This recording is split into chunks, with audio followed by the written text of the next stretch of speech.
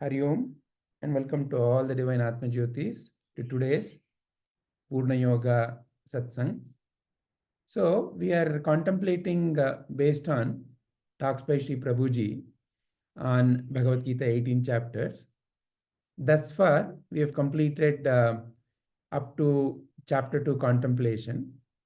So we are listening to the talks and we are framing questions. And here in this Manana session, we are contemplating on various questions that we are framing. From today, we are beginning the contemplation of the questions based on the talk by Sri Prabhuji on Karma Yoga, which is also in the video as day 4. So the video playlist also is available in this deck. And the shlokas is what we are also learning how to chant. So let's go into our contemplation of the questions. So let us begin the very first question. What is meditative action or Krishna's lifestyle? Because one of the interpretation that Prabhuji gives about Karma Yoga is it's a meditative action. So what is meditative about action or Krishna's lifestyle? Are they connected? These are the points that you can consider while you provide your viewpoint. Shall we begin from you, Rajita ji? I'll talk later, Vijay ji. Sure. Padma Amma, then would you like to begin? Yes, sir. Hari Om. What is meditative action or Krishna's lifestyle? Meditative action ಅಂದ್ರೆ ಧ್ಯಾನದೋಪಾದಿಯಲ್ಲಿ ನಾವು ಕರ್ಮವನ್ನ ಮಾಡುವುದು. ನಾವು ಜೀವನ್ಮುಕ್ತರಾಗಬೇಕಾದ್ರೆ ನಾವು ಸಾಂಖ್ಯ ಯೋಗದ ಮುಖಾಂತರ ನಾನು ಯಾರು ಅನ್ನೋದನ್ನ ತಿಳಿದುಕೊಂಡ್ವಿ. ಅದನ್ನ ಶ್ರವಣ ಮನನ ನಿಧಿಧ್ಯಾಸದ ಮೂಲಕ ನಾವು ಅದನ್ನು ಪೂರ್ತಿಯಾಗಿ ಸ್ಥಿರಗೊಳಿಸಿಕೊಂಡಾಗ ನಾವು ಜೀವನ್ಮುಕ್ತತೆಯನ್ನು ಪಡೆದುಕೊಳ್ತೀವಿ, ಅರಿತುಕೊಳ್ತೀವಿ. ಅದು ಹೇಗೆ ಮಾಡಬೇಕು ಅಂತಂದ್ರೆ ಒಂದೊಂದಕ್ಕೂ ಇಲ್ಲಿ ಶ್ರೀಕೃಷ್ಣ ಹೇಳಿರೋದು ಎರಡೇ, ಜ್ಞಾನ ಯೋಗ ಕರ್ಮಯೋಗ ಎರಡು. ಜ್ಞಾನದಲ್ಲಿ ತಿಳ್ಕೊಳ್ಬೇಕು ನೀನು ಯಾರು ಅಂತ ತಿಳಿದುಕೋ, ಆದ್ರೆ ಕರ್ಮವನ್ನು ಮಾಡೋ. ಕರ್ಮವನ್ನು ಯಾತಕ್ ಮಾಡಬೇಕು ಅಂತಂದ್ರೆ ನಾನು ನನ್ನ ವಾಸನೆಗಳೆಲ್ಲ ಹೋಗ್ಬೇಕು, ನಾನು ಪರಿಶುದ್ಧನಾಗ್ಬೇಕು. ಬೇಕಾದಷ್ಟು ವಾಸನೆಗಳು ಜನ್ಮ ಜನ್ಮಾಂತರದ್ದು ಇರಬಹುದು ಆ ವಾಸನೆಗಳು, ಅಥವಾ ಈ ಜನ್ಮದಲ್ಲಿ ಇರುವಂತಹದ್ದು ಹುಟ್ಟಿದಾಗಿನಿಂದ ಬೆಳೆಸ್ಕೊಂಡಿರುವಂತ ವಾಸನೆಗಳೆಲ್ಲ ಇರುತ್ತೆ. ಅವೆಲ್ಲ ಹೋಗ್ಬೇಕಾದ್ರೆ ಕರ್ಮವನ್ನ ಧ್ಯಾನದೋಪಾದಿಯಲ್ಲಿ ಮಾಡಿದಾಗ ಆ ವಾಸನೆಗಳೆಲ್ಲ ಹೋಗುತ್ತವೆ. ಹೇಗೆ ಧ್ಯಾನದೋಪಾದಿಯಲ್ಲಿ ಮಾಡ್ಬೇಕು ಮತ್ತೆ ಯಾತಕ್ಕೋಸ್ಕರ ಮಾಡ್ಬೇಕು, ಕೊನೆ ಹಂತವನ್ನ ತಲುಪಬೇಕಾದ್ರೆ ಆ ವಾಸನೆಗಳೆಲ್ಲ ಹೋಗ್ಬೇಕಾದ್ರೆ ಅದೆಲ್ಲ ಪರಿಹಾರ ಮಾಡ್ಕೊಳ್ಳೋದಕ್ಕೋಸ್ಕರ ಕರ್ಮ ಸನ್ಯಾಸಿ ಆದ್ರೆ ಎಲ್ಲೋ ಹೋಗಿ ಧ್ಯಾನ ಮಾಡಿ ಕುಳಿತುಕೊಂಡು ತನ್ನ ವಾಸನೆಗಳನ್ನೆಲ್ಲ ಧ್ಯಾನ ಮಾಡ್ತಾ ಹೋಗಿಸ್ಕೊಳ್ತಾನೆ. ಆದ್ರೆ ಎಲ್ಲರೂ ಸನ್ಯಾಸಿಗಳಾಗೋದಕ್ಕೆ ಸಾಧ್ಯ ಇಲ್ಲ. ಸಂಸಾರದಲ್ಲಿ ಇದ್ದುಕೊಂಡು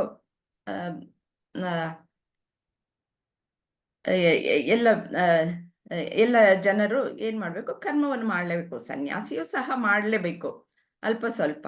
ಆದ್ರೆ ಸಂಸಾರದಲ್ಲಿ ಇರುವಂತಹವರು ಕಡಿಮೆ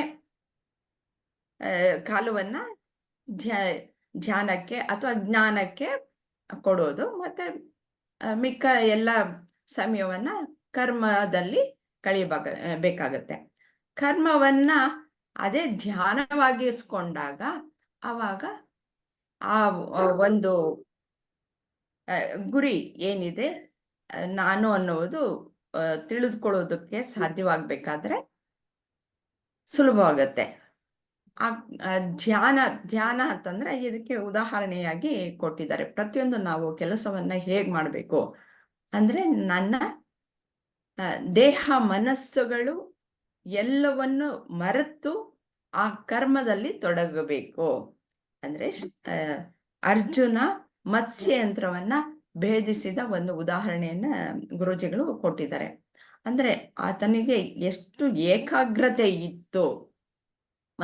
ಮತ್ಸ್ಯಯಂತ್ರದಲ್ಲಿ ಆ ಮೀನು ಚಲಿಸ್ತಾ ಇರುತ್ತೆ, ಅದರ ಕಣ್ಣಿಗೆ ಗುರಿ ಇಟ್ಟು ಹೇಗೆ ಕೆಳಗೆ ಇರುವ ನೀರಿನಲ್ಲಿ ಪ್ರತಿಬಿಂಬ ಇರುತ್ತೆ, ಅದನ್ನ ನೋಡ್ಕೊಂಡು ಮೇಲ್ಗಡೆಗೆ ಬಾಣವನ್ನ ಪ್ರಯೋಗ ಮಾಡಿ ಅದರ ಕಣ್ಣಿಗೆ ಗುರಿ ಇಟ್ಟು ಹೊಡಿಬೇಕು. ಅದರಲ್ಲಿ ಅವನು ಸಕ್ಸಸ್ ಆಗ್ತಾನೆ. ಅಂದ್ರೆ ಅವನು ಎಷ್ಟು ಏಕಾಗ್ರತೆಯನ್ನ ಹೊಂದಿರ್ತಾನೆ. ಅವನಿಗೆ ಅವನ ಮನಸ್ಸಾಗ್ಲಿ ದೇಹ ಆಗ್ಲಿ ಯಾವುದು ಇರಲ್ಲ, ಅಲ್ಲಿ ಬರೀ ಅವನು ಮಾಡುವ ಕಾರ್ಯ ಮಾತ್ರ ಇರುತ್ತೆ. ಆ ರೀತಿಯಲ್ಲಿ ಕಾರ್ಯಗಳನ್ನ ಮಾಡಬೇಕು, ಅದು ಧ್ಯಾನ. ಅವಾಗ ಬಾಡಿ ಮೈಂಡ್ ಕಾಂಪ್ಲೆಕ್ಸ್ ಅನ್ನೋದು ಹೊರಟೋಗಿರುತ್ತೆ. ಆಮೇಲೆ ಶ್ರವಣ ಮುಖೇನ ಅವನು ಜ್ಞಾನವನ್ನು ಪಡೆದಾಗ ಅವನು ಜೀವನ್ಮುಕ್ತ ಆಗ್ತಾನೆ ಎನ್ನುವುದು ಇಲ್ಲಿ ಧ್ಯಾನ, ಕರ್ಮವನ್ನು ಧ್ಯಾನದ ರೀತಿಯಲ್ಲಿ ಮಾಡಬೇಕು ಅಂತ. ಶ್ರೀಕೃಷ್ಣನಿಗೆ ಯಾವುದು ಪ್ರಿಯ ಅಂತ ಹೇಳಿದ್ರೆ, ಶ್ರೀಕೃಷ್ಣನಿಗೆ ಕರ್ಮಯೋಗವೇ ಪ್ರಿಯವಾದದ್ದು. ಅರ್ಜುನನ್ಗೆ ಹೇಳ್ತಾನೆ, ಅರ್ಜುನನ್ಗೆ ಎರಡರಲ್ಲಿ ನಾನು ಯಾವ್ದು ಮಾಡ್ಬೇಕು, ಸುಲಭವಾದದ್ದು ನನ್ಗೆ ಸನ್ಯಾಸತ್ವ ತಗೊಂಡು ನಾನು ಎಲ್ಲಾದ್ರೂ ಹೋಗಿ ಕೂತ್ಕೊಂಡು ನಾನು ಅಲ್ಲಿ ಧ್ಯಾನ ಮಾಡ್ಕೊಂಡು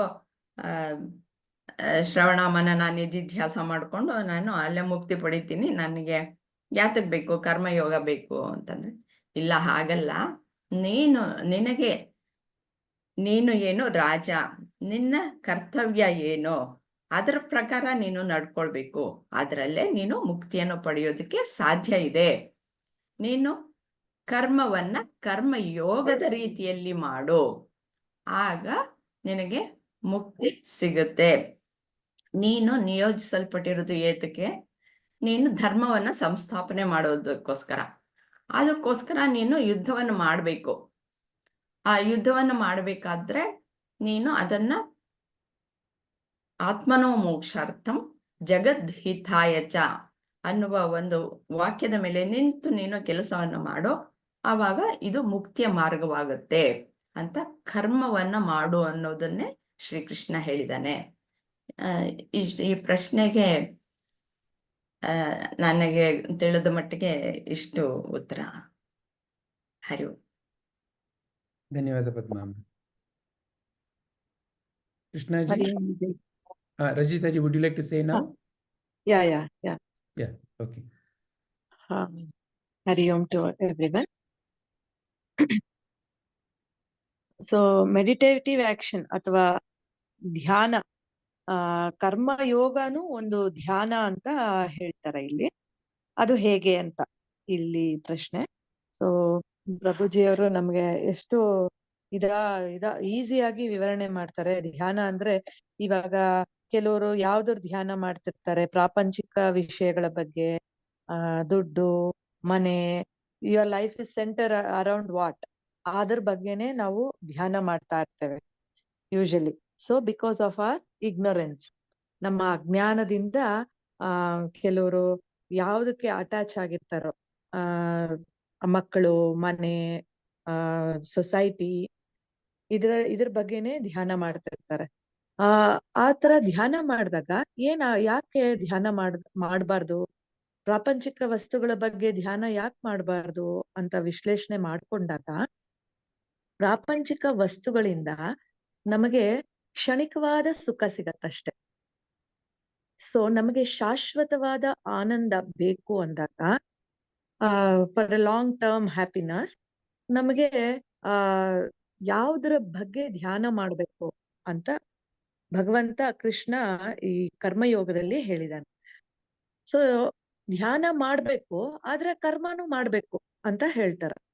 ಯಾಕೆ ಅಂದ್ರೆ ನಮ್ಮ ಮನಸ್ಸಿನಲ್ಲಿ ಖಾಲಿ ಬಿಟ್ರೆ idle minds is devil's workshop ಅನ್ನೋ ಹಾಗೆ ಆ ನನ್ಗೆ ಈ ಸಂಸಾರ ಬೇಡ, ಮಕ್ಕಳು ಬೇಡ, ಕೆಲ್ಸ ಬೇಡ, ಮನೆ ಬೇಡ, ಏನು ಬೇಡ, ನಾನು ಆಶ್ರಮಕ್ಕೆ ಹೊಟ್ಟೋಗ್ತೀನಿ ಅಂತ ಒಂದೊಂದ್ಸಲ ಅನ್ಸತ್ತೆ ನಮ್ಗೆಲ್ಲರಿಗೂ. ಈ ಅನ್ ಅನ್ಹ್ಯಾಪಿನೆಸ್ ಬಂದಾಗ, ದುಃಖ ಆದಾಗ, ಮಕ್ಕಳೇ ಪ್ರಪಂಚ ಅಥವಾ ನನ್ನ ಕೆರಿಯರೇ ಪ್ರಪಂಚ ಅನ್ಕೊಂಡು ನಾವು ಬದುಕ್ತಾ ಇರ್ತೀವಿ ಕೆಲವು ಸಲ. ಅದು ಯಾವಾಗ ನಮ್ಗೆ ಒಂಚೂರು ಡಿಸ್ಟರ್ಬೆನ್ಸಸ್ ಆದಾಗ ಅಲ್ಲಿ ಆಗ ನಮ್ಗೆ ಈ ತರ ಫೀಲಿಂಗ್ಸ್ ಬರೋ ಚಾನ್ಸಸ್ ಇರತ್ತೆ. ಸೊ ನಾವು ಪರ್ಮನೆಂಟ್ ಹ್ಯಾಪಿನೆಸ್ಗೋಸ್ಕರ, ಶಾಶ್ವತವಾದ ಆನಂದಕ್ಕೋಸ್ಕರ ನಾವು ಯಾವುದರ ಧ್ಯಾನ ಮಾಡ್ಬೇಕು, ಯಾವುದನ್ನ ಸೆಂಟರ್ಡ್ ಅರೌಂಡ್ ಮೈ ಲೈಫ್ ಅಂತ ಇಟ್ಕೋಬೇಕು ಅಂತ ಹೇಳ್ತಾ ಭಗವಂತ ಕೃಷ್ಣ ನನ್ನನ್ನ ನೀನು ಸೆಂಟರ್ಡ್ ಆಗಿ ಇಟ್ಕೊಂಡಾಗ, ಭಗವಂತನನ್ನ ನನ್ನ ಲೈಫ್ ಸೆಂಟರ್ಡ್ ಆಗಿ ಇಟ್ಕೊಂಡಾಗ ನಾನು ಎಲ್ಲಾ ಕರ್ಮಗಳನ್ನ ನಿಷ್ಕಾಮ ಕರ್ಮ ಯೋಗವಾಗಿ ನಾವು ಪರಿವರ್ತಿಸ್ಕೋಬಹುದು ಅಂತ ಹೇಳ್ತಾರೆ. ಅವಾಗ ನಾವು ಇನ್ನೂ ಇಂಟ್ರೆಸ್ಟ್ ಆಗೇ ಮಾಡ್ತೀವಿ, ಆದ್ರೆ ಯಜ್ಞ ಭಾವದಿಂದ ಮಾಡ್ತಾ ಬರ್ತೇವೆ. ಆದ್ರಿಂದ ಲೈಫ್ ಇದು ಒಂದು ತಾಯಿ ಮತ್ತೆ ಮಗುವಿನ ಬಗ್ಗೆ ಗುರುಜಿ ಎಕ್ಸಾಂಪಲ್ ಕೊಡ್ತಾರೆ. ತಾಯಿ ಏನೇ ಕೆಲಸ ಮಾಡ್ತಿದ್ರುನು ನನ್ ಮಗು ಏನ್ ಮಾಡ್ತಾ ಇದೆ, ನನ್ ಮಗು ಓಕೆ ಅಲ್ಲಿ ಹೋಗ್ತಾ ಇದೆ, ಇಲ್ಲಿ ಹೋಗ್ತಾ ಇದೆ ಅನ್ನೋ ಗಮನ ಇರತ್ತೆ ತಾಯಿಗೆ. ಅದೇ ತರ ನಾವು ಪ್ರಾಪಂಚಿಕ ಕೆಲ್ಸಗಳು ಮಾಡ್ತಾ ಇದ್ರು, ಕೆರಿಯರ್ ಅಥವಾ ಬೇರೆ ಪ್ರಾಪಂಚಿಕ ಫ್ರೆಂಡ್ಸ್ ಜೊತೆ ಹೊರಗಡೆ ಹೋಗೋದು, ಯಾವ್ದೇ ಕೆಲ್ಸ ಮಾಡ್ತಿದ್ರುನು ಸದಾ when our life is centred around God centred life. ಆಗ ಹೇಗೆ ತಾಯಿಗೆ ಮಗುವಿನ ಕಡೆ ಗಮನ ಇರುತ್ತೋ ಹಾಗೆ ನಮಗೂನು ನಮ್ಮ ತಾಯಿ, ನಮ್ಮ ತಂದೆ ಆದ ಭಗವಂತನ ಸ್ಮರಣೆಯಲ್ಲಿ ಇದ್ದಾಗ ಅದೇ ನಿಜವಾದ ಧ್ಯಾನ ಯೋಗ ಆಗುತ್ತೆ. ಧ್ಯಾನದಿಂದ ಆವಾಗ ನಮ್ಮ ಕೆಲಸಗಳು ಇನ್ನೂ ಪರ್ಫೆಕ್ಟ್ ಆಗತ್ತೆ. ಯಾಕೆಂದ್ರೆ ಭಗವಂತ ಹೇಳಿದಾನೆ ಒಂದು ಕಡೆ, ಅನನ್ಯಾಸ್ ಚಿಂತಯಂತೋ ಮಾಂ ಯೇ ಜನಾಃ ಪರ್ಯುಪಾಸತೆ ತೇಷಾಂ ನಿತ್ಯಾಭಿಯುಕ್ತಾನಾಂ ಯೋಗಕ್ಷೇಮಂ ವಹಾಮ್ಯಹಂ. ಯಾರು ನನ್ನನ್ನ ಸತತವಾಗಿ ಧ್ಯಾನ ಮಾಡ್ತಾರೋ, ಭಜನೆ ಮಾಡ್ತಾರೋ, ಕೀರ್ತನೆ ಮಾಡ್ತಾರೋ ಅಂಥವರ ಯೋಗಕ್ಷೇಮವನ್ನ ನಾನ್ ನೋಡ್ಕೋತೇನೆ ಅಂತ ಅಭಯ ಕೊಟ್ಟಿದ್ದಾರೆ. ಆದ್ರಿಂದ ನಮಗೆಲ್ಲ ಭಯ ಅನ್ನೋದೇ ಇರೋದಿಲ್ಲ.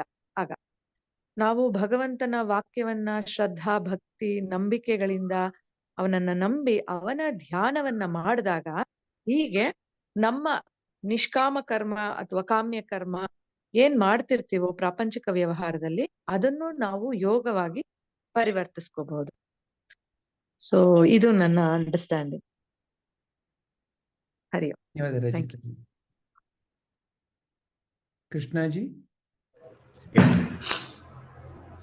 Yeah. So what is meditative action or Krishna's lifestyle? Meditative action is karma yoga. So as like others told, I also have quite similar interpretation. So one thing is meditative action is like being attentive, full involvement in any action. So that is being called as a meditative action in terms of intellect, heart, and hands, which Prabhuji says. So that means all our thinking and also future thinking and also the action, body, thoughts, the three things are getting aligned and fully focused on and one action. It's been called as meditative action. But yeah, to do meditative action, first of all, jnana is required to understand one is ignorant and who we are, and then consciously choose, though we have desires, consciously choose the actions with full involvement. That is meditative action. And Krishna's lifestyle is also a karma yoga, which is same thing. I would call meditative action or Krishna's lifestyle are same thing. So perform karma yoga means having jnana and performing selfless without being attached to the results is karma yoga. So that's my interpretation. Thank you, Krishnaji. Padmaji? Yes, sir.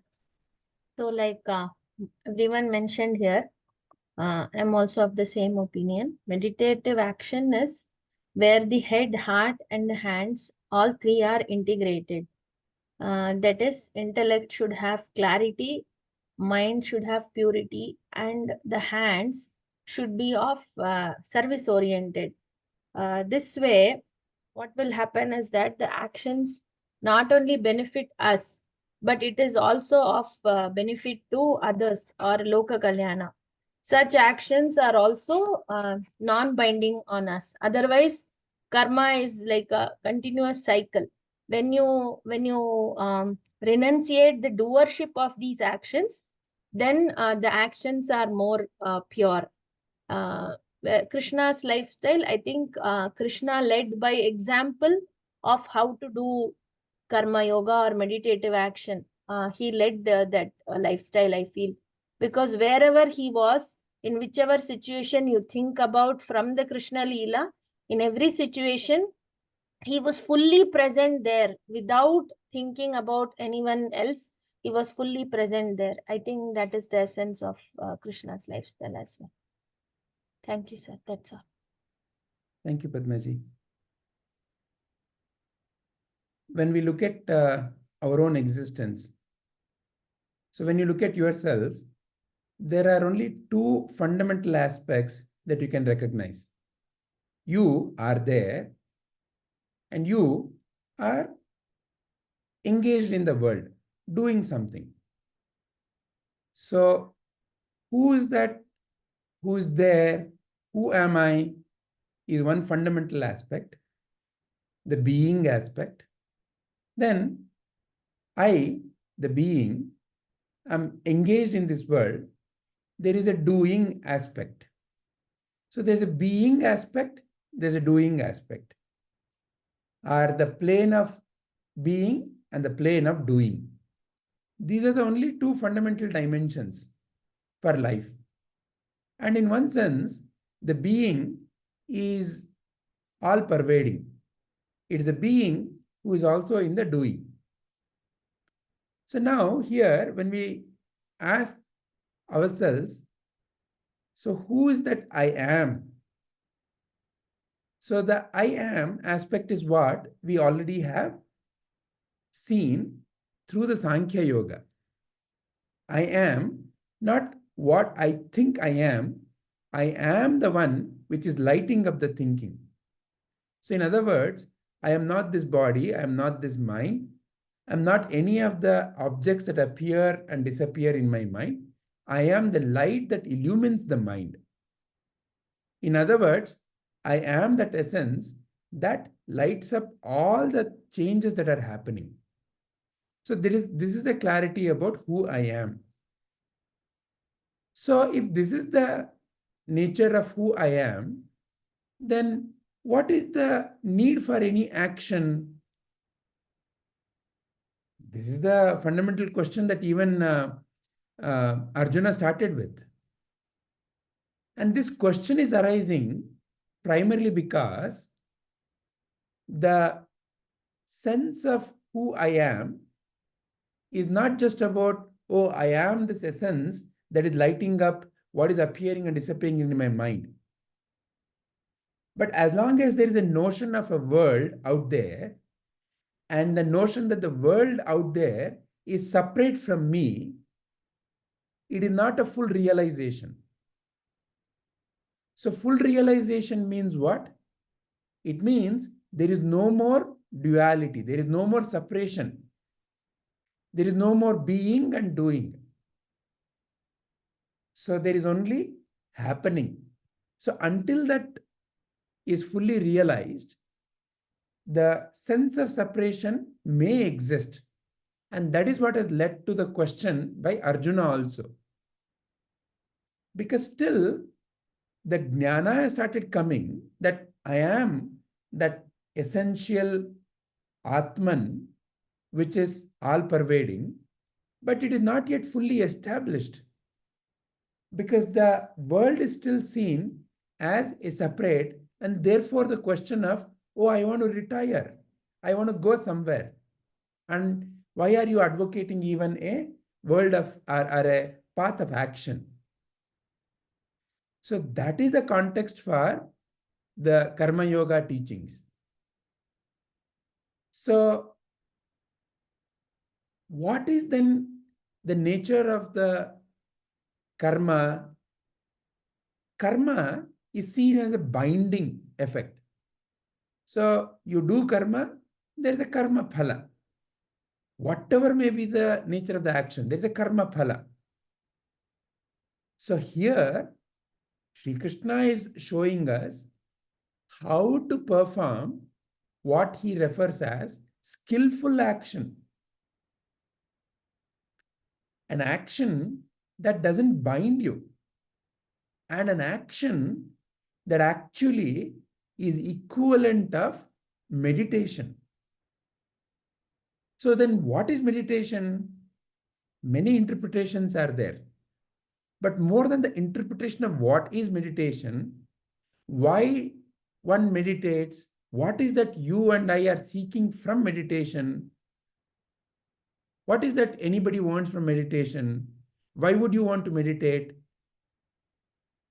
You are seeking the sense of peace, a sense of calmness, a sense of bliss. That is the outcome that anybody expects from meditation. I want to be peaceful. I want to be happy. I want to be healthy. Is there anything more? So, how to bring about that effect, even when you are performing any action in the world, is the fundamental teaching by Sri Krishna through his own lifestyle. Is the fundamental teaching of the Sadguru through his own lifestyle. So Krishna's lifestyle, Sadguru's lifestyle of a realized being is no different than what we are referring here as meditative action. Because there is complete freedom in action itself. It is not that through action, one day I will find freedom. Action itself in every moment is complete freedom. And that essence is what you and I have to realize, and you and I have to establish in our day-to-day life. So to repeat again, it is not that the action will lead to freedom. It is, there is freedom in action. So when I realize freedom in action, that is meditative action. That is the essence of Krishna's various actions, or Krishna's leelas, or Sadguru's lifestyle. So what is the difference?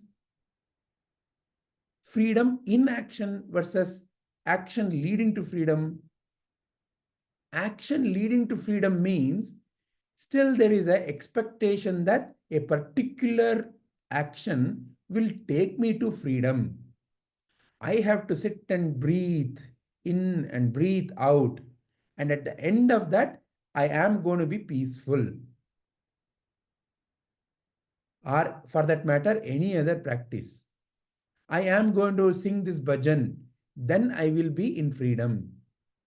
I will have to keep on chanting Ramanama, then I will be in freedom. So this is the action leading towards freedom.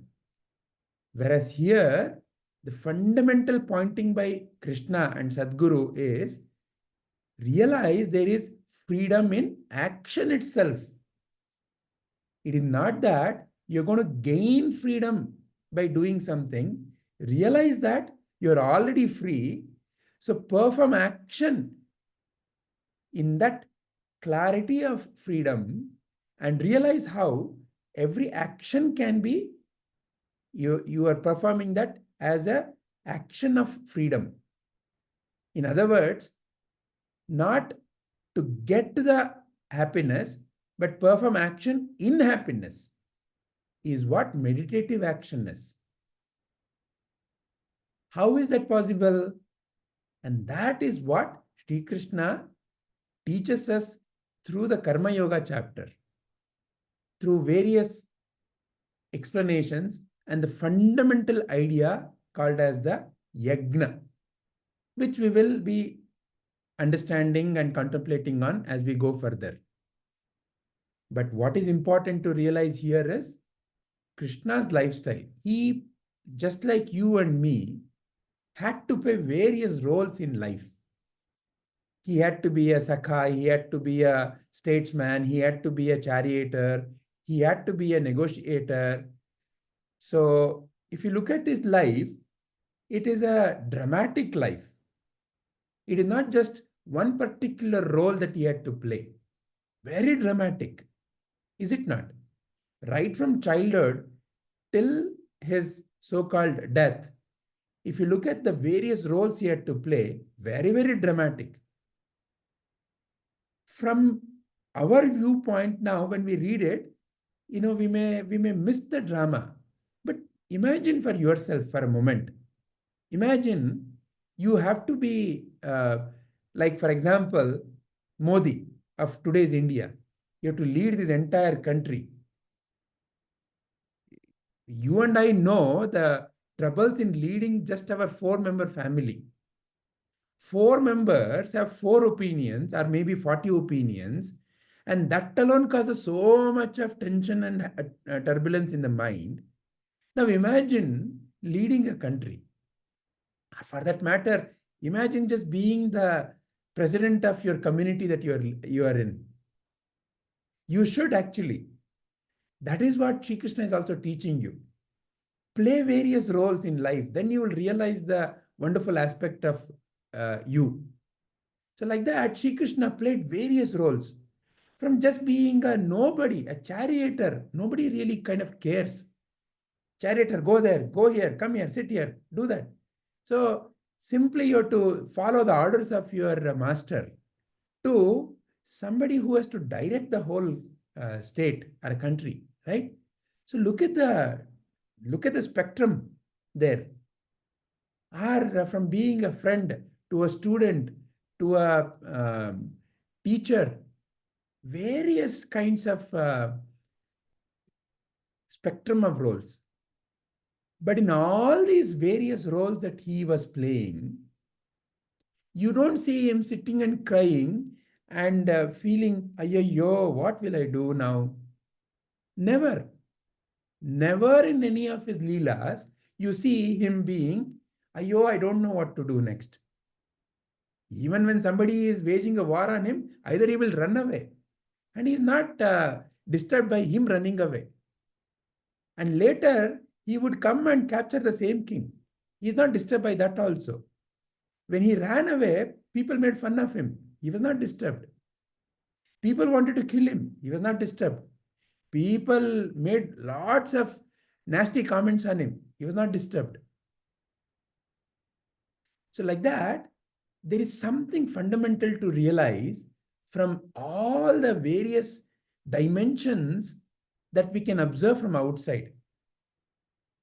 Just like how Modi ji keeps saying, no, आप इतना खुश क्यों हैं? क्योंकि मैं बहुत खाता हूं. That's what he says. I eat a lot. What do you eat? बहुत बहुत गालियां खाता हूं.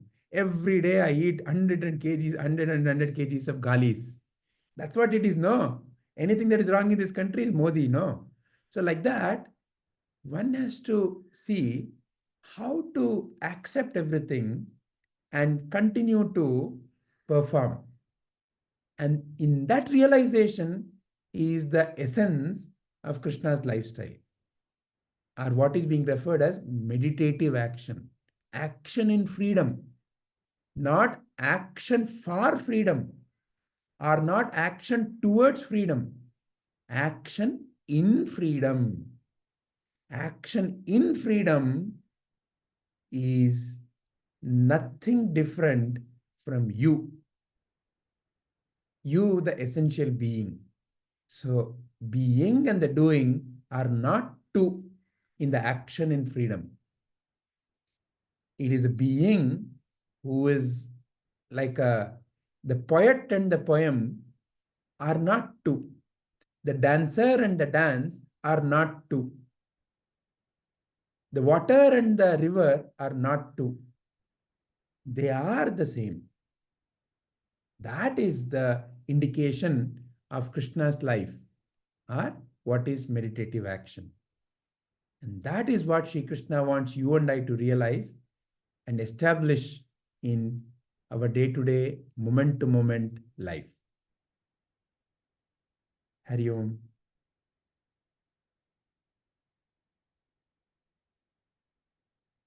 Is there anything more anybody wants to add or ask out of this contemplation so far? Wonderful, Vijayji. Very nice explanation. Freedom from action, freedom towards that phrase was very catchy actually. Action Very. in freedom versus action for freedom. Yes, correct. That is the take home today. Very nice. Thank you, Rachita ji. All right. So if this is okay, then let us take up the next question. Padmaji, is it okay if we take up the next question? All right. So the next question is, Padmaji, do you want us to contemplate the next two questions together or one by one? What is your opinion? Sir, anyways, okay, sir. We can talk about the comparison also between the two, or individually also if people... Individually also. Okay. Yeah. So we can leave the choice Clear. to each one of you. The Yeah. next question is, what is Savikalpa Samadhi, or being referred as conscious sleep or equanimous mind? And the third question is, what is Sahaja Nirvikalpa or Naishkarmya or non-doership? You can take up second question alone, and then we can come back to third. Or as you expand, if you feel you want to use the third question also, please do so. But the primary focus is on the second question. What is Savikalpa Samadhi? Padma Amma, ನೀವು ಶುರು ಮಾಡ್ತೀರಾ?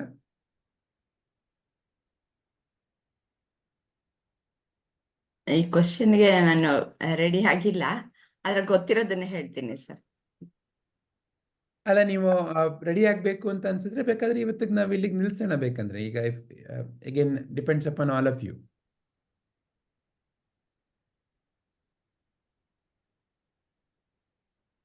Krishnaji, Rajitaji, what do you both feel? Shall we continue or should we pause here? As you wish. Padmaji, ನೀವೇ ಹೇಳಿ.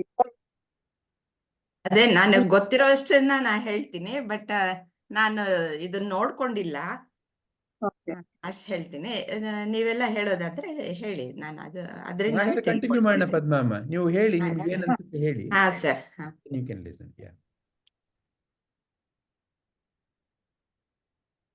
ಸವಿಕಲ್ಪ ಸಮಾಧಿ ಮತ್ತೆ ನಿರ್ವಿಕಲ್ಪ ಸಮಾಧಿ ಅನ್ನೋದು ಎರಡು ರೀತಿಯ ಸಮಾಧಿಗಳು. ಈ ಸಮಾಧಿಯ ಸ್ಥಿತಿ ಹೇಗೆ ಅನ್ನೋದನ್ನ ನಾವು ಮೂರು ಅವಸ್ಥೆಗಳಿಂದ ನಾವು ತಿಳಿದುಕೊಳ್ಬಹುದು. ಜಾಗೃತ ಅವಸ್ಥೆ, ಸ್ವಪ್ನ ಮತ್ತು ಸುಷುಪ್ತಿ.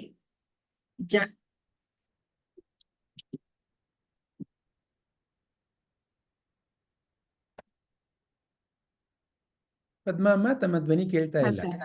ಜಾಗೃತ ಅವಸ್ಥೆಯಲ್ಲಿ ನಾವು ನಮಗೆ ಈ ಪ್ರಪಂಚ ಕಾಣಿಸುತ್ತೆ, ದೇಹ ಕಾಣಿಸುತ್ತೆ, ಪ್ರಪಂಚದ ಅನುಭವ ಆಗುತ್ತೆ. ನಾವು ನಾನು ಅನ್ನೋದು ಅನೇಕ ಪಾತ್ರಗಳಿಂದ ನಾನು ಅಂತ ಕೆಲಸಗಳನ್ನ ಮಾಡ್ತಾ ಇರ್ತೀನಿ. ನಿದ್ದೆ ಮಾಡುವಾಗ ನನಗೆ ಕನಸು ಬೀಳುತ್ತೆ. ಅಲ್ಲಿ ಬೇರೆಯದೇ ಪ್ರಪಂಚ, ಬೇರೆಯೇ ನಾನು ಆಗಿ ಎಲ್ಲವೂ ಆಗಿ ನಾನು ಅಲ್ಲಿ ಕಾಣ್ತಿದ್ದೀನಿ. ಅಲ್ಲಿ ಬೇರೆಯೇ ಲೋಕ. ಆದರೆ ಗಾಢ ನಿದ್ರೆಯಲ್ಲಿ, ಸುಷುಪ್ತಿಯಲ್ಲಿ ಈ ದೇಹ ಇರಲ್ಲ, ಮನಸ್ಸು ಇರಲ್ಲ. ನಾನು ಮಲ್ಕೊಂಡಿರ್ತೀನಿ, ಆನಂದವಾಗಿರ್ತೀನಿ, ಶಾಂತವಾಗಿರ್ತೀನಿ. ಅದು ಯಾವಾಗ ಗೊತ್ತಾಗತ್ತೆ ಅಂತಂದ್ರೆ ನನಗೆ ಎಚ್ಚರವಾಗಿದ್ದಾಗ. 3 ಅವಸ್ಥೆಗಳಲ್ಲೂ ನಾನು ಮಾತ್ರ ಇದ್ದೆ ಅನ್ನೋದು ಇಲ್ಲಿ ತಿಳಿಯುತ್ತೆ. ಆದರೆ ಈ ಸಮಾಧಿ ಎಲ್ಲಿ ಅಂದ್ರೆ ಎಚ್ಚರವಾಗಿದ್ದಾಗಲೇ ಸಮಾಧಿಯ ಸ್ಥಿತಿ ಅಂತಂದ್ರೆ ನಾನಿರ್ತೀನಿ ಅಲ್ಲಿ. ದೇಹ ಮನಸ್ಸು ಅನ್ನೋದು ಇರಲ್ಲ, ಆದರೆ ನಾನು ನಿದ್ರಾ ಅವಸ್ಥೆಯಲ್ಲಿ ಇರ್ತೀನಿ. ನನಗೆಲ್ಲದರ ಅರಿವು ಆಗುತ್ತೆ, ಆದರೆ ನಾನೆಂಬುದು ನಾನಲ್ಲ, ಈ ದೇಹ ಮನ ಬುದ್ಧಿ ನಾನಲ್ಲ ಅನ್ನೋದು ಸಂಪೂರ್ಣವಾಗಿ ತಿಳಿದಿರುತ್ತೆ. ಆ ಸ್ಥಿತಿಯಲ್ಲಿ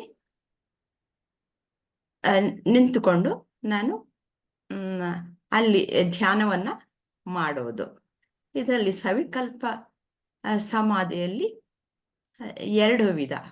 ಒಂದು ಶಬ್ದಾನ್ವಿತ್ ಮತ್ತು ರೂಪಾನ್ವಿತ್. ರೂಪಾನ್ವಿತಲ್ಲಿ ಯಾವುದಾದ್ರೂ ಒಂದು ರೂಪವನ್ನ ಹಿಡ್ಕೊಂಡು ನಾನು, ಅಂದ್ರೆ ನಾನು ಅನ್ನೋದು ಏನು, ಸಚ್ಚಿದಾನಂದ ಸ್ವರೂಪಿ. ಅದನ್ನ ಸಾಂಖ್ಯಯೋಗದಲ್ಲಿ ನಾವು ತಿಳ್ಕೊಂಡಿದ್ವಿ. ಸಚ್ಚಿದಾನಂದ ಸ್ವರೂಪಿಯ ಆದಾಗ ಅದನ್ನ ಸಾಧನೆ ಮಾಡಬೇಕು. ಅದೇ ಸಮಾಧಿಯ ಒಂದು ಉದ್ದೇಶ. ನಾನು ಆ ಸ್ಥಿತಿಯಲ್ಲಿ ನಿಂತ್ಕೊಳ್ಳೋದಕ್ಕೋಸ್ಕರ, ಬರೀ ತಿಳ್ಕೊಂಡ್ಬಿಟ್ರೆ ಸಾಧ್ಯ ಇಲ್ಲ, ಅಲ್ಲಿ ನಿಂತ್ಕೊಳ್ಬೇಕಲ್ಲ. ಅದಕ್ಕೆ ಈ ಎಲ್ಲ ಒಂದು ಸಾಧನೆಯ ಮಾರ್ಗಗಳು. ಅಲ್ಲಿ ನಾನು ಅಖಂಡ, ನಾನು ಈ ದೇಹ ನನ್ನದಲ್ಲ, ನನ್ನದು, ಈ ಮನಸ್ಸು ನನ್ನದಲ್ಲ ಅನ್ನೋದನ್ನ ತಿಳ್ಕೊಂಡು ನಿಲ್ಲುವಂತಹದ್ದು ಸವಿಕಲ್ಪ ದಲ್ಲಿ ರೂಪಾನ್ವಿದ್.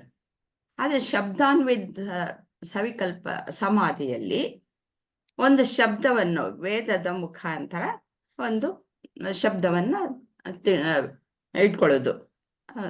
ತತ್ವಮಸಿ, ಅಹಂ ಬ್ರಹ್ಮಾಸ್ಮಿ ಅನ್ನುವಂತಹ ಒಂದು ಶಬ್ದವನ್ನ ಹಿಡ್ಕೊಂಡು ನಾನು ಅಹಂ ಬ್ರಹ್ಮಾಸ್ಮಿ ಅನ್ನೋದನ್ನ ಹಿಡ್ಕೊಂಡು ಧ್ಯಾನ ಮಾಡುವುದು. ಅದರಲ್ಲೇ ಸ್ಥಿರವಾಗಿ ನಿಲ್ಲುವುದು. ಅದು ಶಬ್ದಾನ್ವಿತ್ ಸವಿಕಲ್ಪ ಸಮಾಧಿ. ಅದು ಅದೇನೆ ಕಾನ್ಶಿಯಸ್ ಸ್ಲೀಪ್ ಅನ್ನೋದು. ಅಲ್ಲಿ ಈಕ್ವಾನಿಮಸ್ ಸ್ಟೇಟ್ ಆಫ್ ಮೈಂಡ್ ಇದ್ದೇ ಇರುತ್ತೆ, ಎಲ್ಲಿ ವಿಚಲಿತ ಆಗಲ್ಲ. ಯಾವಾಗ ದೇಹ ಮನಸ್ಸಿನ ಭಾವ ಇರಲ್ವೋ ಅಲ್ಲಿ ಮನಸ್ಸು ವಿಚಲಿತ ಆಗೋಲ್ಲ. ಅದೇ ನಿರ್ವಿಕಲ್ಪ ಸಮಾಧಿಯಲ್ಲಿ ಇವೆರಡನ್ನು ದಾಟಿ ಬಿಟ್ಟು ಯಾವುದೂ ಇರಲ್ಲ. ಶಬ್ದವೂ ಇರಲ್ಲ, ಯಾವ ರೂಪವೂ ಇರಲ್ಲ. ಶಬ್ದ ಮತ್ತು ರೂಪಗಳನ್ನು ಮೀರಿ ನಿಲ್ಲುವಂತಹ ಒಂದು ಸ್ಥಿತಿ, ಅದು ನಿರ್ವಿಕಲ್ಪ ಸಮಾಧಿ.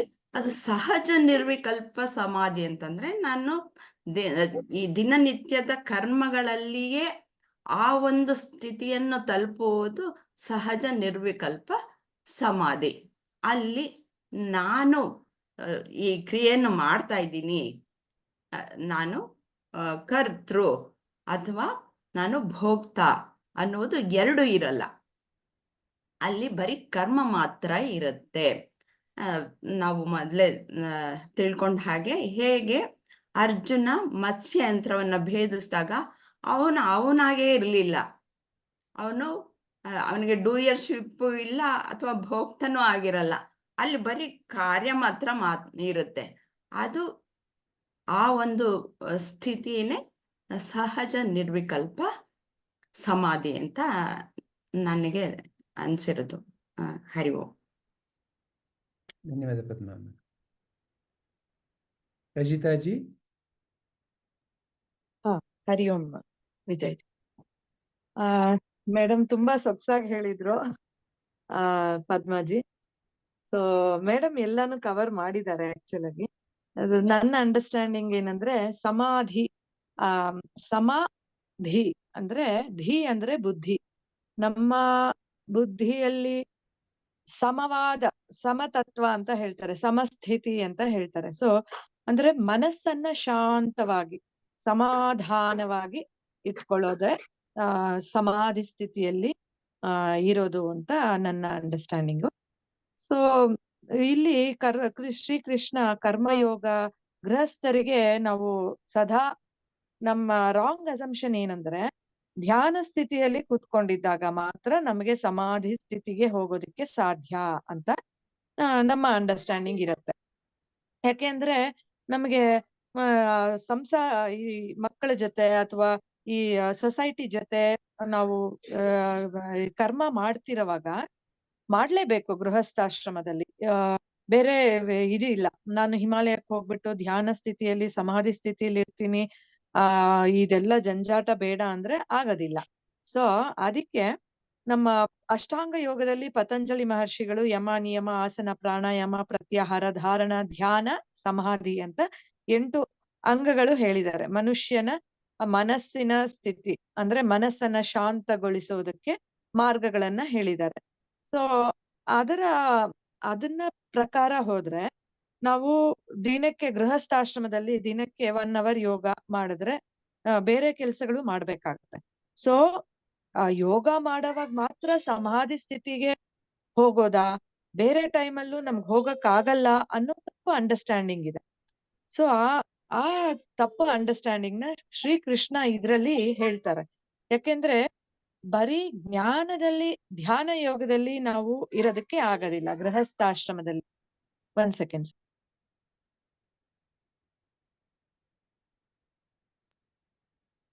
ಸೊ ಜ್ಞಾನ ಯೋಗದ ಆಗ ನಮ್ಮ ಮನಸ್ಸು ಸಮವಾಗಿ ಇರೋದಿಲ್ಲ. ಸೊ ಆಗಾಗ ಕರ್ಮಕ್ಕೆ ಬರ್ಬೇಕಾಗತ್ತೆ, ಕೆಲ್ಸಗಳನ್ನ ಮಾಡ್ಬೇಕಾಗತ್ತೆ. ಆದ್ರಿಂದ ನಮಗೆ ಆ ಕೆಲಸ ಮಾಡ್ಬೇಕಾದ್ರೂ ಕೂಡ ನಮ್ಮ ಮನಸ್ಸನ್ನ ಶಾಂತವಾಗಿ ಇಟ್ಕೊಳ್ಳುವಂತಹ ಸ್ಥಿತಿಯನ್ನ ಸಮಾಧಿ ಸ್ಥಿತಿ ಅಂತ ಇಲ್ಲಿ ಭಗವಂತ ನಮ್ಗೆ ಎಲ್ಲರಿಗೂ ಹೇಳ್ತಾರೆ.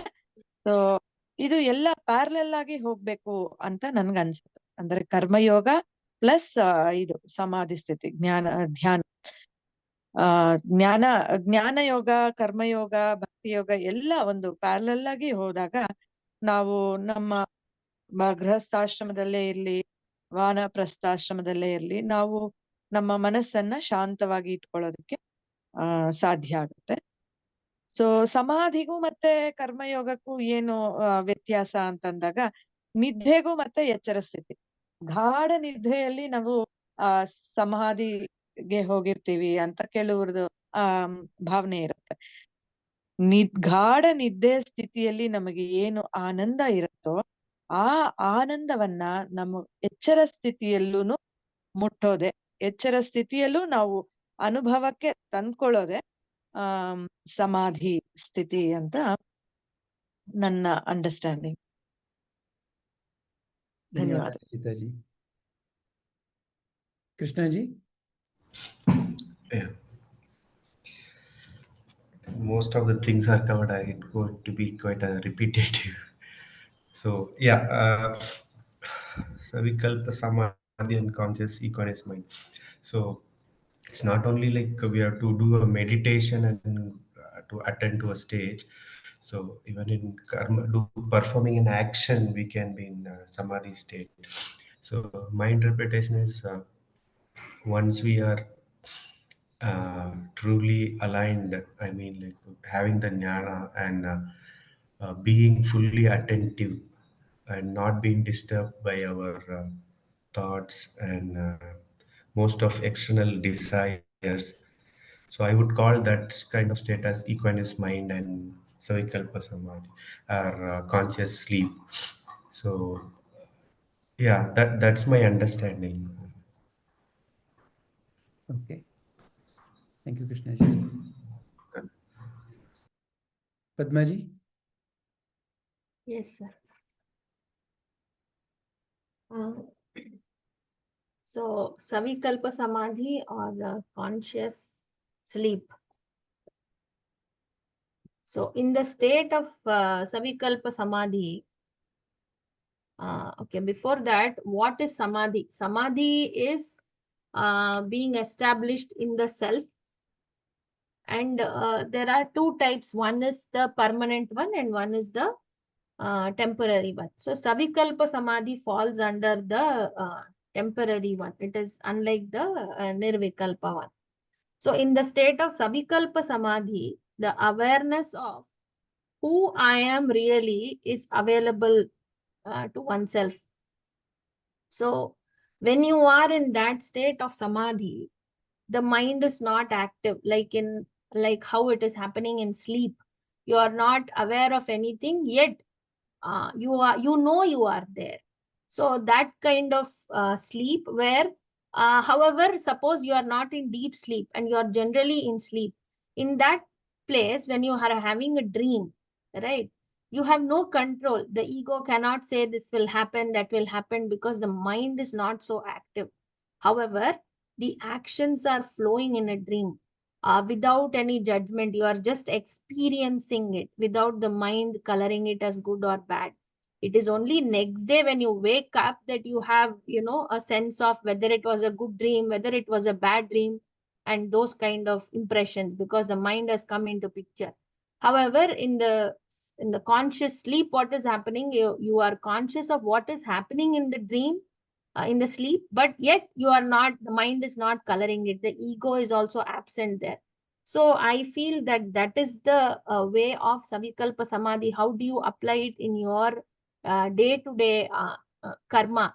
Is that you have to be like in a conscious sleep. That is, you are performing, rather it's not performing, it just flows. The actions are flowing. Just like you gave the example of Arjuna. When Arjuna is focused on hitting the fish, the eye of the fish, all three in that moment are one, right? Whether the one who is shooting the arrow and the object where it has to go and hit, all three become one, and then there is only a flow. When the three become one, there is only only that action can happen. So that can happen like Rajita ji also mentioned, dharana and dhyana. So focused attention, and also it is a kind of meditation. When your attention is so focused, it becomes a meditation. So in that sense, Savikalpa Samadhi is helpful for us in our performing our action. However, it is only temporary. You do come back out of it and you go back. So to be in that constant state of Samadhi, then you have to go a bit forward. So that is my understanding, sir, of Savikalpa Samadhi. Thank you, Padmaji. Let us look at this in a very... sir ಇನ್ನೊಂದು sentence add ಮಾಡ್ಬಿಡ್ತೀನಿ ನನ್ನ ಕಡೆಯಿಂದ. ಖಂಡಿತ. ಈ ಒಂದು ಏನು ಸಮಾಧಿಯಿಂದನೇ ಸಂಪೂರ್ಣವಾಗಿ ನಾನು ಯಾರು ಅಂತ ಕಂಡುಹಿಡ್ಕೊಳ್ಳೋದಕ್ಕೆ ಸಾಧ್ಯ ಇಲ್ಲ. ನಾನು ಯಾರು ಅಂತ ತಿಳ್ಕೊಳ್ಬೇಕಾದ್ರೆ ಶ್ರವಣದಿಂದ ಮಾತ್ರ ಸಾಧ್ಯ. ಅದು ಸದ್ಗುರುಗಳ ವಾಕ್ಯದಿಂದ ಮತ್ತೆ ಶಾಸ್ತ್ರಗಳಿಂದ ಮತ್ತೆ ನನ್ನ ಸ್ವಂತ ಅನುಭವದಿಂದ ಮಾತ್ರ, ಅಪರೋಕ್ಷ ಜ್ಞಾನದಿಂದ ಮಾತ್ರ ತಿಳ್ಕೊಳ್ಳೋದಕ್ಕೆ ಸಾಧ್ಯ. ಈ ಸವಿಕಲ್ಪ ಸಮಾಧಿ ಆಗಲಿ ನಿರ್ವಿಕಲ್ಪ ಸಮಾಧಿ ಆಗಲಿ ನನ್ನ ಮನಸ್ಸನ್ನ ಶುದ್ಧೀಕರಿಸುವುದಕ್ಕೆ ಅನ್ನೋದನ್ನ ಅರ್ಥಕೊಂಡಿರ್ಬೇಕು. ಇದೇ ಫೈನಲ್ ಅಲ್ಲ. ಅಷ್ಟೇ sir. Hari Om. Sir, I had one question. Good, Padmaji brought out that sentences. So I was thinking like, although we are all practicing meditation, depending, I mean, whatever is the time frame or how we do it, irrespective of that, is complete samadhi truly available just by our effort, or Guru's grace is definitely required, is what I thought. Is that correct, sir? Okay, let us first understand what is really samadhi. See, like how some of you said, sama plus dhi. So what is this dhi? So when you look at your own self, you can see that there is something you refer as mind, or your inner instrument, antakarana, and something that you refer as your body, or outer instrument, or bahyakarana. And when you look at the functioning of your inner instrument, you notice that there is a constant judgment of something in response to something that is coming in. So there are 4 functions of the inner instrument, or the antakarana: mana, buddhi, chitta, ahankara. So the outer instrument, the body, has senses, and the senses are constantly bringing in various kinds of sensations. And in response to the sensations that are coming in, the inner instrument, using the faculty of chitta and aham, the buddhi decides, oh, right now I am hearing to English language being spoken by the speaker. If I ask you what is the language you are hearing right now, you tell me that answer. It is English. How did you tell that answer? Because you go to your dictionary called as your chitta, and from the dictionary you compare, yeah, these sounds I have heard before, and then you come to the conclusion that it is English. And who is the one who's answering? I am the one who's answering. Who is that I? That's a separate question. But that I, that is what is called as ego sense, ahankara. So that ahankara is a function of the mind, because where is this ahankara? Is it in your finger? Is it in your nose? Is it in your eyes? The sense of ahankara? It is not.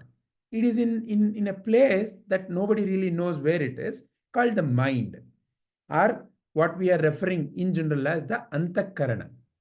So in that, there is a aspect of ahankara, and there's an aspect of chitta. What is chitta? Memory. Various impressions that are stored. And there's an aspect of, or there's a function of buddhi, which decides. So mana is the place where all these sensations are coming. And for that sensation, the buddhi is the one which, using the ahankara and chitta, decides and says, yes, it is English that I'm listening to. This is how generally the function is happening. Now, in this, what is samadhi? So when you notice the nature of the decisions that are made by this buddhi, buddhi is the one which decides one from the another. So as an example, if I ask the question, what is the language I'm speaking? So it has to somehow differentiate. ಈಗ ನಾನು ಈ ಸೆಂಟೆನ್ಸ್ನಲ್ಲೇನೆ Kannada English ಎರಡು mix ಮಾಡಿ ನಾನು ಚುರುಮುರಿ ಮಾಡಿ ಮಾತಾಡಿದ್ರೆ, the ಬುದ್ಧಿ has to decide, ಓ, ನಾನು I am listening to English as well as Kannada. So it has to be able to differentiate some kind of a discrimination. All this power is already part of intellect, buddhi. It decides by clear discrimination, which is a wonderful power. It's a sahaja shakti that all of you have. There is no problem with that power. But there is another aspect because of that. What is that? If I were to ask you, do you like English? If I were to ask you that question, suddenly you will go into another aspect, which is, I like it or I don't like it. English, it's very tough for me. ನನಗೆ ಕನ್ನಡ ಎಷ್ಟು ಸುಲಭ, ನೀರು ಕುಡಿದಷ್ಟು ಆರಾಮು. English is very, very difficult. So this association to the outcome of the decision made by the buddhi, who is associating? The ego sense is the one which is saying there in that question, I like it or I don't like it, or I want it or I don't want it. So a sensation is coming, pleasant smell is coming, and the buddhi says, I want it. This is my most favorite ambode. Some smell is coming, and the buddhi says, I don't eat non-vegetarian food. This is non-vegetarian. Ayo, che. Let's go away. So now Buddhi has decided it is non-vegetarian, and the ego sense, which is connecting to it as I am a vegetarian, is now feeling ayyo. So this ayyo is a response or a reaction to the whatever the sensation that came in, because the Buddhi did its work. Buddhi simply gave you the discrimination. It simply gave the outcome. It is a animal being roasted, for example. And the ego sense that is also there, which is I am a vegetarian person, also kicked in. And the Buddhi then decided the next thing, I don't like it. So, Samadhi. What is Samadhi? Is essentially accepting both the responses without any kind of resistance. I like it, I don't like it. Accept both the responses. Or, said another way, have no affinity to one or the other response. When the mind, when it is active, right now it is an active state of the mind. You are awake and aware. You are interacting with the world. You are interacting with the world of objects that are appearing in your mind. Right now, as you are interacting with this world of objects, because the world out there is appearing as the world in here in your mind. Because ultimately, the world out there, you don't really know whether it is really out there or not. The only way you know it is out there is because you are experiencing that as the world of various mental phenomena. So fundamentally, the world exists because there's a mental phenomena that has appeared in your mind. And through that, you have an association and you refer to it as out, in, mine, not mine. All of that is essentially what is appearing in the screen called mind. You're distinguishing and saying mine, not mine, out, in, all of it is a discrimination that you are applying. So coming back, in this whole segregation process, when you say, I like some of it, I don't like some of it.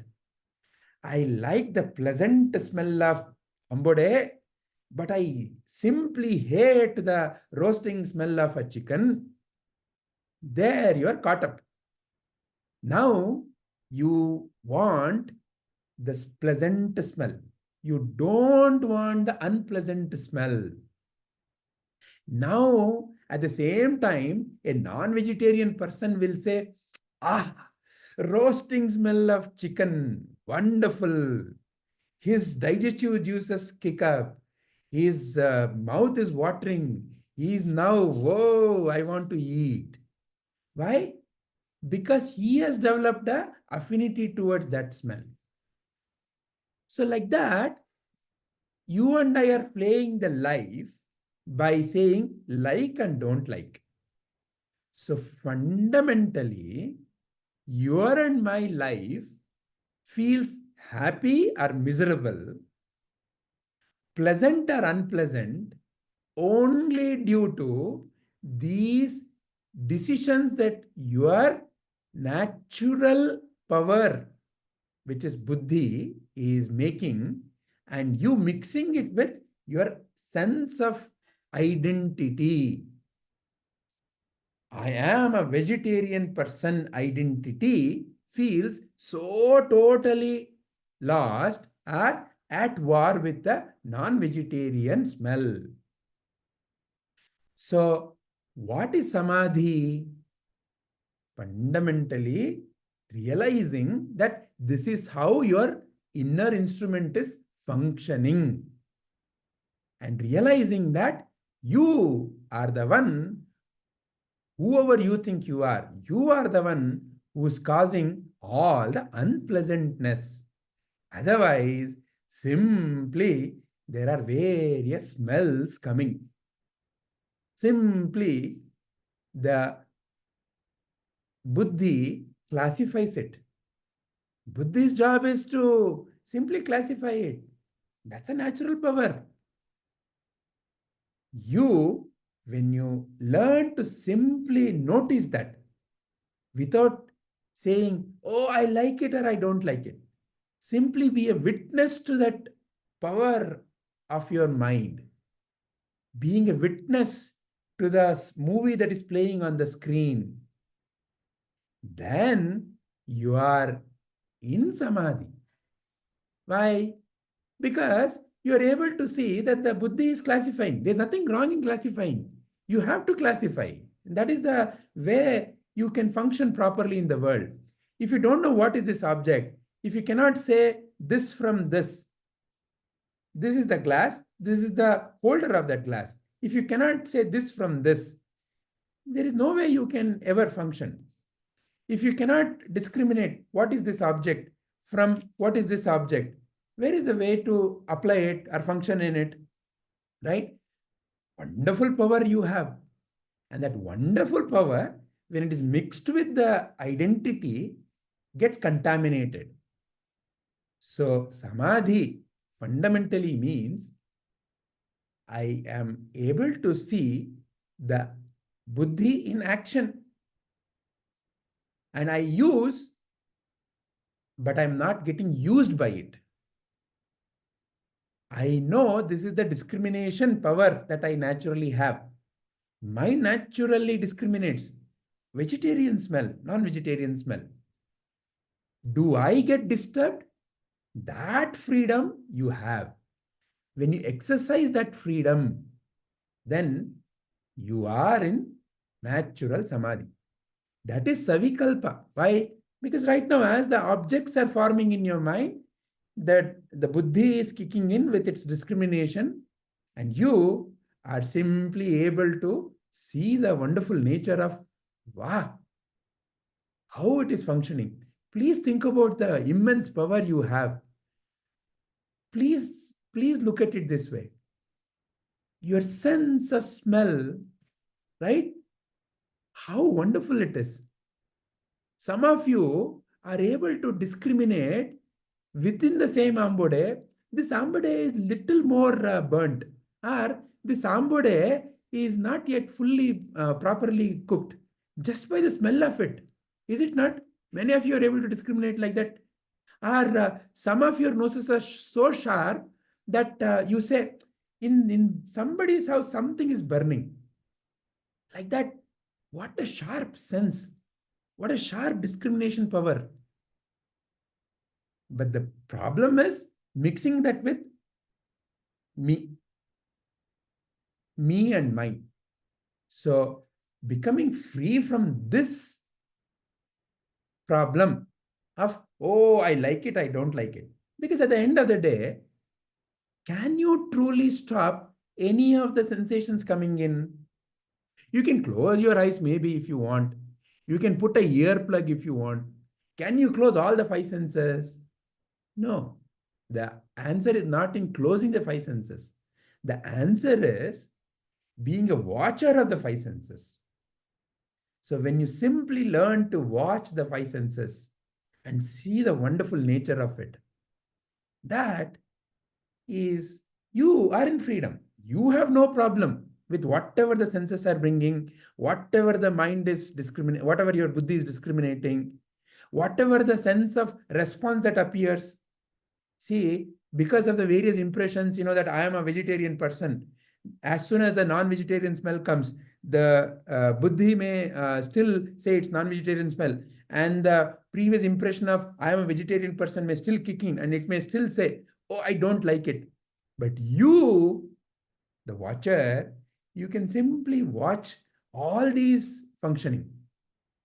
Then decide what is that your response has to be for that given situation. Do you need to act? Then what should be your action? So this is Savikalpa Samadhi. In action. In action then, because there you have no mental deposit of tension, worry. When there is a mental creation of tension, ayyo, I don't like it. See, you've created a phenomena called as tension in the mind. When there is no tension in the mind, you simply, let's say you have to walk through a series of hotels which are doing non-vegetarian food. You can walk like, ayyo, Rama, all these contortions of the face and then contortion of the mind and then tension in the body, and then with all that you can walk, or you can simply walk like the air.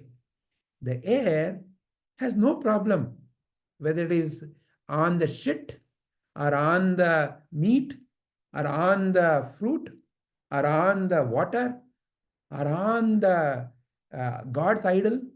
Air has no problem. It simply flows. So like that, you can simply flow. That is a mind where you are in freedom. And that is Savikalpa Samadhi.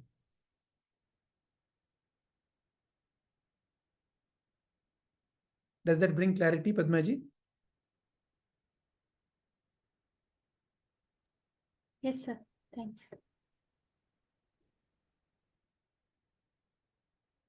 All right. Is there anything else anybody wants to add or ask?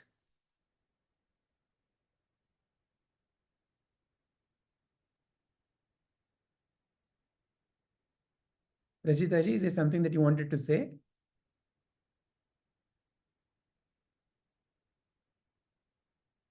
Not able to hear you, Rajita ji.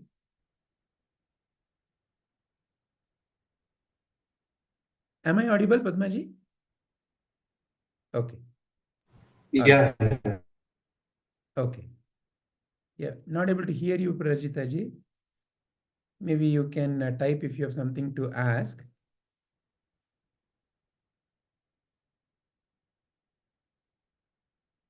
Padmama, is there anything from your side? ಏನಿಲ್ಲ sir. All right. Then we can end our today's contemplation, Padmaji. Hari Om.